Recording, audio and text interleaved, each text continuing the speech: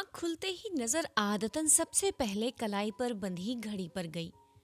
सिर्फ 6:30 बजे थे।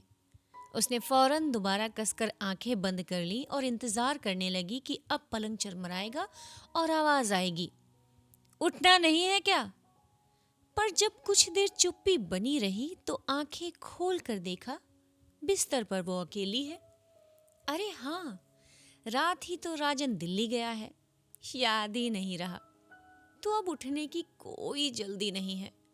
उसने ढेर सारी हवा गालों में भर कर लंबी सांस छोड़ी और पूरे बिस्तर पर लौट गई। दूसरे सिरे पर जाकर मुंह पर बांह रखकर लेटी तो कानों में घड़ी की टिक टिक बज उठी। वो मुस्कुरा दी। उसे कलाई पर घड़ी बांधकर सोने की आदत है। रोज राजन चिढ़कर कहता है, ये क्या सारी रात कान के पास टिक टिक होती रहती है, इसे उतारो ना। उसने मुंह पर से बांह हटा ली, तकिया खींचकर पेट के नीचे दबा लिया और लंबे चौड़े पलंग पर बाहें फैलाकर औंधी लेट गई।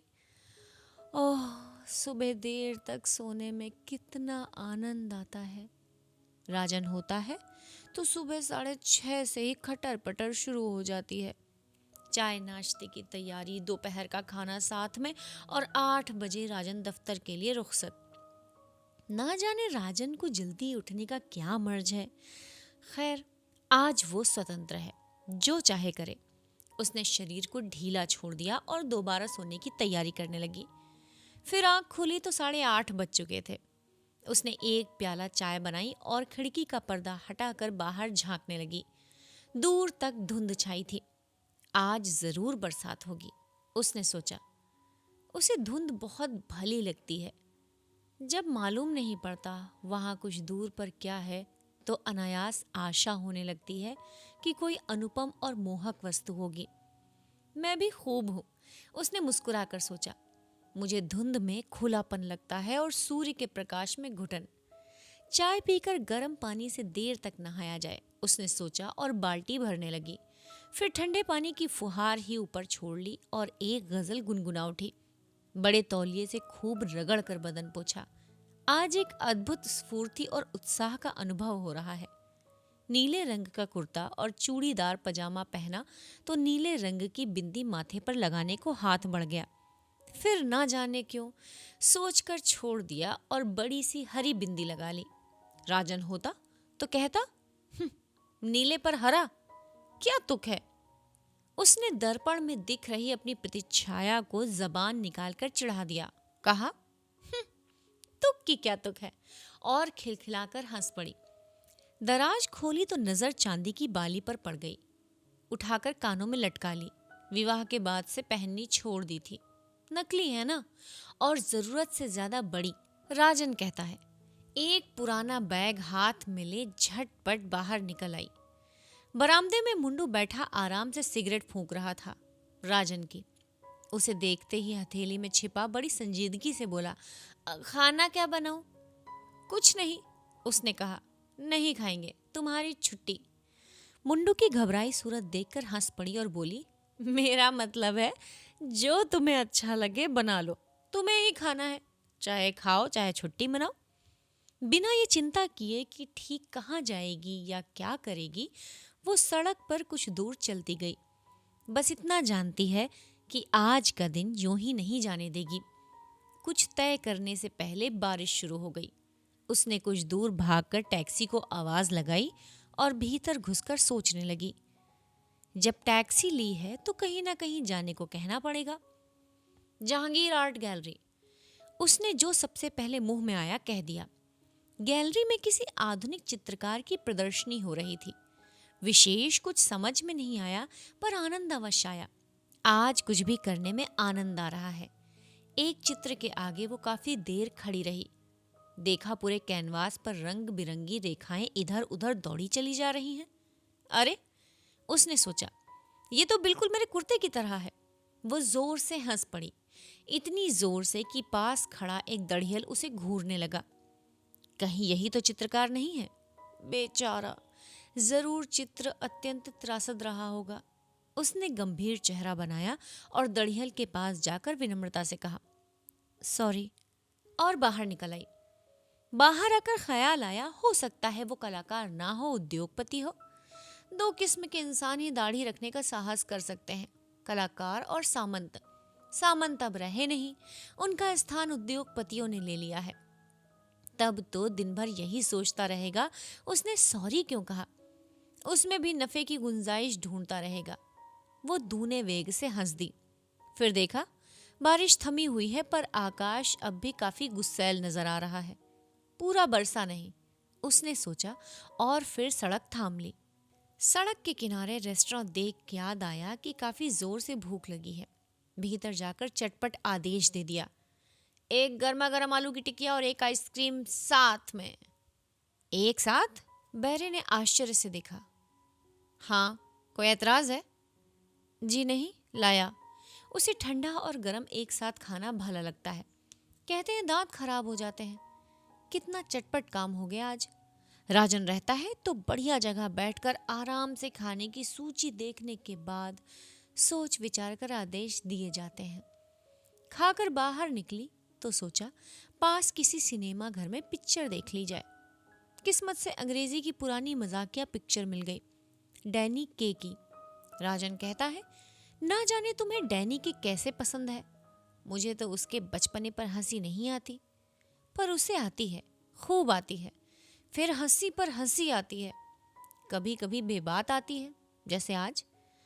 पिक्चर के दौरान वो आज और ज्यादा दिनों ठहाके लगा रही थी। पास बैठे आदमी की सूरत अंधेरे में दिख नहीं रही थी, पर हंसी की आवाज जरूर सुनाई पड़ रही थी। पता लग रहा था हंसने में वो उससे 2 कदम आगे है। अदाकार की एक खास बेचारगी की मुद्रा पर वे इतनी जोर से हंसे कि उनके हाथ आपस में टकरा गए। सॉरी कहने के इरादे से एक दूसरे की तरफ मुड़े, पर माफी मांगने के बजाय एक ठहाका और लगा गए। उसके बाद हर बार यही हुआ। हंसी आने पर वे अनायास एक दूसरे को देखते और मिलकर हंसते। खेल खत्म होने पर एक साथ बाहर निकले तो देखा 4:30 बजे ही काफी अंधेरा हो चला है। आकाश यूं तना खड़ा है कि अब बरसा अब बरसा। कितना सुहावना दिन है, उसने अपने पड़ोसी से कहा। सुहावना? उसने कुछ अचरज से कहा, या बेरंग? हाँ, कितना बेरंग सुहावना दिन है। वो हंस पड़ा। समझता हूं, सूरज यहाँ रोज निकलता है, पर धुंध कभी कभी होती है। 8 महीनों में आज पहली बार। अब मानसून शुरू हो जाएगा। हाँ, आज खूब बरसेगा, उसने कहा। फिर अनायास जोड़ा, कॉफी पिएंगे? जरूर। हल्की हल्की फुहार पड़नी शुरू हो गई तो दोनों भागकर सामने वाले रेस्टोरेंट में जा घुसे। उसने बाल झटक दिए और बोली, आपका छाता कहाँ है? छाता? हाँ, आप लोग हमेशा छाता साथ रखते हैं ना? वो ठहाका मारकर हंस पड़ा।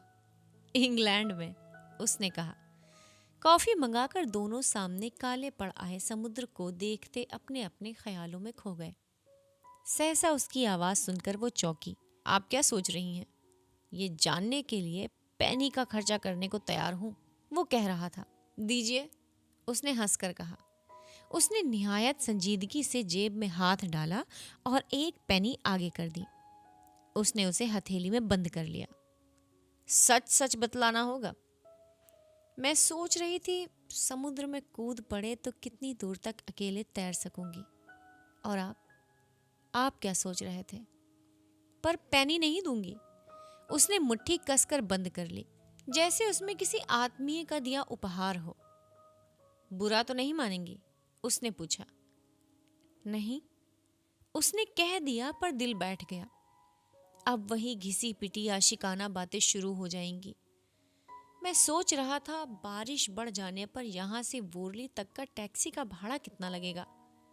वो जोर से हंस पड़ी, दुर्भावना से नहीं, हर्ष के अतिरेक से। मुझे रास्ते में छोड़ते जाएंगे तो आधा, उसने कहा। बहुत खूब। उसने ये नहीं पूछा कि वो रहती कहाँ है। उसे लगा जीवन में पहली बार ऐसे इंसान के साथ बैठी है जो ये नहीं जानना चाहता उसके पति हैं या नहीं, और हैं तो क्या काम करते हैं। समुद्र के जल पर गिरती वर्षा की बूंदें कितनी अच्छी लगती हैं, उसने कहा। कुछ देर दोनों चुप रहे। प्रशांत महासागर पर जब जहाज जाता है तो उसके अग्रभाग से चिरता जल चांदी की तरह चमकने लगता है। अतिथि ने कहा। क्यों? शायद फॉस्फोरेंस के कारण। आपने कभी नहीं देखा? नहीं, मौका मिले तो देखिएगा। आप बहुत घूमे हैं? उसने हल्की ईर्ष्या से पूछा। बहुत। वो याद करके मुस्कुरा रहा था। सबसे अच्छी जगह कौन सी लगी? जब जहां हुआ। वो हिचकिचाहट के साथ मुस्कुराया। पता नहीं वो समझे या ना समझे, वो हामी में सिर हिलाकर मुस्कुरा दी। उसने देखा कॉफी खत्म हो चली है और बैरा बिल लिए आ रहा है। बाहर वर्षा थमने लगी है, धुंध भी छट रही है। नहीं, धुआंधार नहीं बरसेगा। वो संकेत झूठा निकला। अब धुंध हट जाएगी और वही तेज प्रकाश वाला सूर्य निकल आएगा। बिलाने पर उसने उठा लिया और कहा, न्योता मेरा था। अतिथि ने बहस नहीं की। शुक्र है, उसने सोचा। पैसे देने की जिद करने लगता तो सब कुछ बिखर जाता। टैक्सी लेकर चले थे कि घर आ गया। उतरते उतरते पैसे निकालने लगी तो उसने रोक दिया। रहने दीजिए। क्यों? उसके माथे पर शिकन पड़ गई। आज का दिन मेरे लिए काफी कीमती रहा है। कैसे? मैंने आज से पहले किसी को हरी बिंदी लगाए नहीं देखा, उसने स्निग्ध स्वर में कहा। वो जरा ठिठकी की टैक्सी चल दी। कुछ दूर जाकर आंखों से ओझल हो गई। दोस्तों, ज़िंदगी में ऐसे बहुत से दिन आते हैं जहाँ पर औरतें अपनी घर गृहस्थी में इस तरह रम जाती हैं कि उन्हें ये भी याद नहीं रहता कि असल में उनका अपना व्यक्तित्व क्या है, वो क्या चाहती थी, उनको क्या पसंद है। अब राजन को इसमें हरी बिंदी लगाना नहीं पसंद था, मतलब उसको मैचिंग से कपड़े पहनना, तरतीब से रहना पसंद था, लेकिन ये थोड़ी अनऑर्गेनाइज्ड कह सकते हो आप। लेकिन कई बार इम्परफेक्शन अच्छा होता है। हर समय पूरी तरीके से परफेक्ट रहने की कोशिश करते करते हम थक जाते हैं। कितना परफेक्ट आप रहेंगे? भगवान तो है नहीं, इंसान है, और इंसानी गुण में गलतियां होती ही हैं। लेकिन दूसरे के मन मुताबिक उसकी एक्सपेक्टेशन पर जब हम खरे नहीं उतर पाते हैं तो हमें एक बंधा सा महसूस होता है और ऐसा लगता है कि जैसे घुटन हो रही है, क्योंकि उसको सूरज की गर्मी से घुटन महसूस होती थी। दूसरी तरफ जो अतिथि था वहाँ पर आज़ादी ज़्यादा थी, वो कई जगह पर घूमा है, लेकिन उसको सूरज ज़्यादा पसंद है। तो एक तरीके से आज़ादी और अ, एक तरीके से आज़ादी और जो हमारी जिम्मेदारियाँ होती हैं और हमारे जो संस्कार होते हैं, जब उसमें हम बैलेंस बनाकर चलते हैं तभी ज़िंदगी सबसे ज़्यादा अच्छी होती है। ना बहुत ज़्यादा आज़ादी का बेकार तरीके से मिसयूज़ करना चाहिए और ना ही अपने आप को इतना ज़्यादा परेशान कर देना चाहिए कि ज़िंदगी में सब कुछ बेरंग लगने लगे। आपको ये कहानी कैसी लगी? स्पेशली ये उन लेडीज़ के लिए थी जो घर की रूटीन में फंस गई हैं। आप ज़रूर बताइएगा अगर आपको अच्छी लगी तो। मिलते हैं आपसे अगली कहानी में।